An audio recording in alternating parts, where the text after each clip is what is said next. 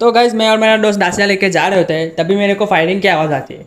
तो मैं जाता हूँ उधर, मेरा दोस्त नहीं चलता। जैसे मैं वहाँ पे जाता हूँ, देखो क्या सीन होता है।